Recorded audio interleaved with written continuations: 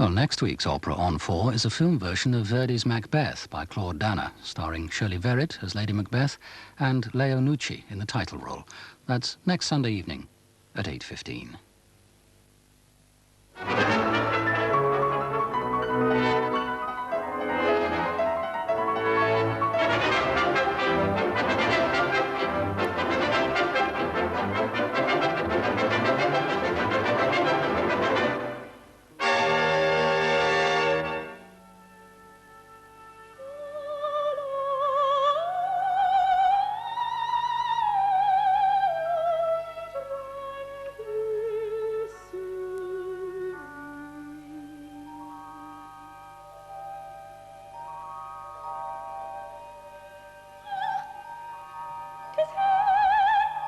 Gershwin's Rhapsody in Blue and Britain's The Turn of the Screw. Classical music for Tuesday. Nightworks on Channel 4. Next on 4, highlights from the final of the Men's World Curling Championships in Lausanne between Norway and Canada. Speak to us, Sydney. Are you there, Sydney? Are you there, Sydney?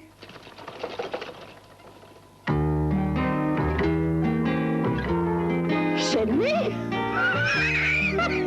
Somebody somewhere is having a Toffee Crisp. The Montego 1.6L. It's capable of accelerating from 0 to 60 more than 2 seconds faster than the Ford Sierra 1.6L, usually. Unlike the Cavalier 1.6L, it has a slide and tilt sunroof as standard. It's also got an electronic stereo radio cassette and 5-speed gearbox.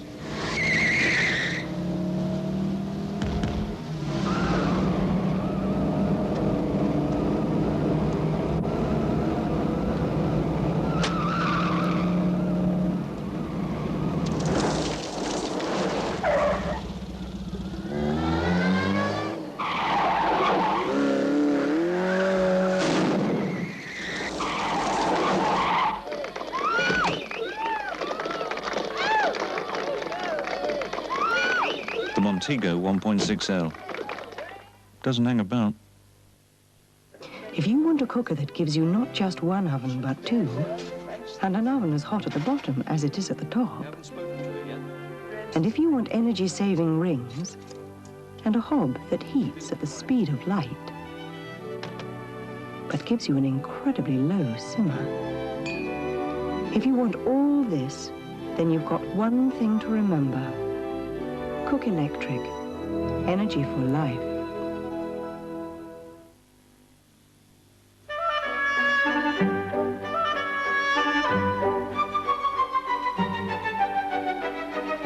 If your house is worth more now than when you bought it, wouldn't it be a shame if you couldn't get at that money? Well, now the Royal Bank of Scotland can help. With a scheme called Equity Release, it enables you to free the profit you've made, and when you've got it, spend it on practically anything you like, even if it's nothing to do with the home. Ask about Equity Release only at the Royal Bank of Scotland. Hello! How's it going? Tell me, why is everyone eating Kellogg's Bran Flakes? Some say they're full of the most amazing ingredients. Some say they bring good luck. Whilst others say... They stop you going over waterfalls? No, apparently not. Kellogg's Bran Flakes. Let's just say they're very, very tasty.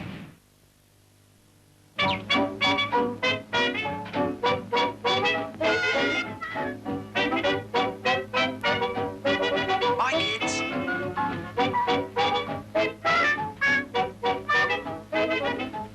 Times have changed, but the great smell of Bisto will always bring 'em running. Real meat stock goes into Bisto gravy granules to make delicious, rich Bisto gravy that's ready whenever you want. Ah, Bisto.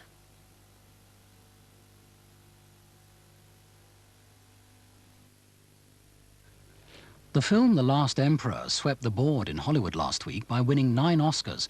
And in a change to our published programme tomorrow evening, there's a second chance to see a South Bank special on the making of The Last Emperor. That's tomorrow evening at 11 o'clock. Well, in an hour's time on 4, there's tennis. Croydon face Bournemouth in the climax of the second year of the National League. First, we go to Lausanne for highlights of the final between Norway and Canada in the Men's World Curling Championship.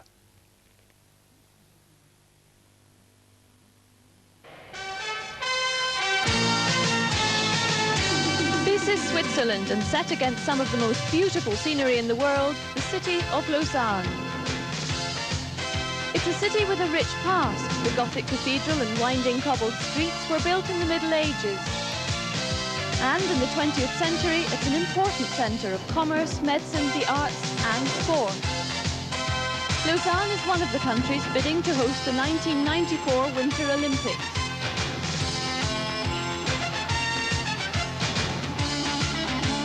But tonight, the main sporting attraction is here in the Mali Ice Centre, where Canada play Norway in the final of the 1988 Men's World Curling Championship.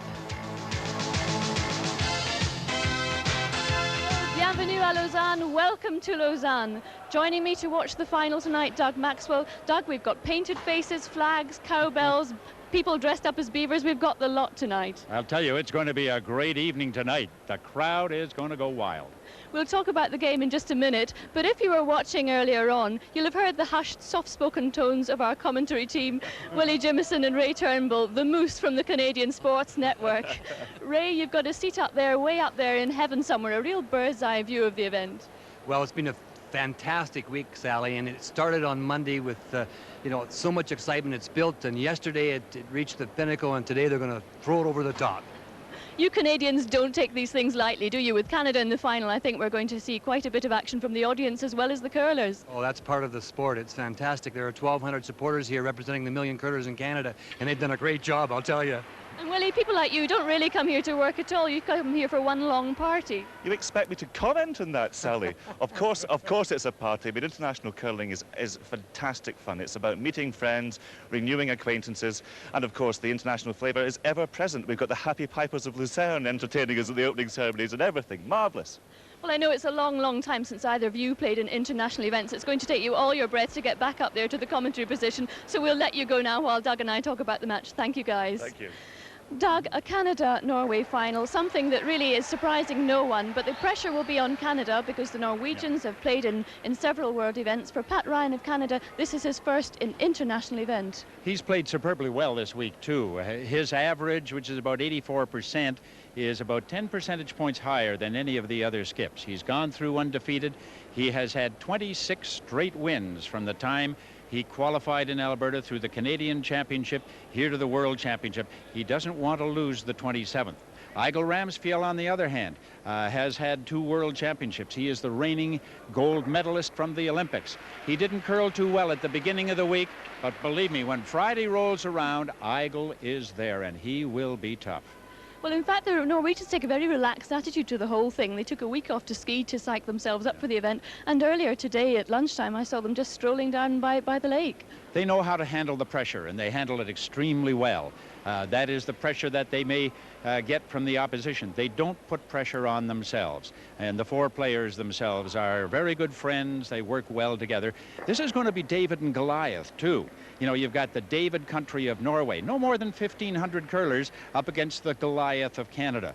Or maybe it's the David who is Pat Ryan and hasn't been here before against the Goliath of Eigil Ramsfjell. Well, tell us a bit more about this Canadian team, Doug. Pat Ryan is the skip. He's an architect. No, Pat is a chartered accountant. He's a management accountant, and you'll find him very serious. He won't smile. There you see him. You know, he seems taciturn, but he is very intent all the way through. He concentrates heavily. There's the architect. There's Eigil Ramsfjell. You got it right there. Eigil is the architect out of Oslo. He's had 10 silver brooms, 10 world championships, along with Sherloon, Morten Sogord, and Bo Bacca. They've worked very well together. While Ryan has put his team together with deliberate care, right from Don McKenzie through Don Walchuk and Randy Ferbey at third.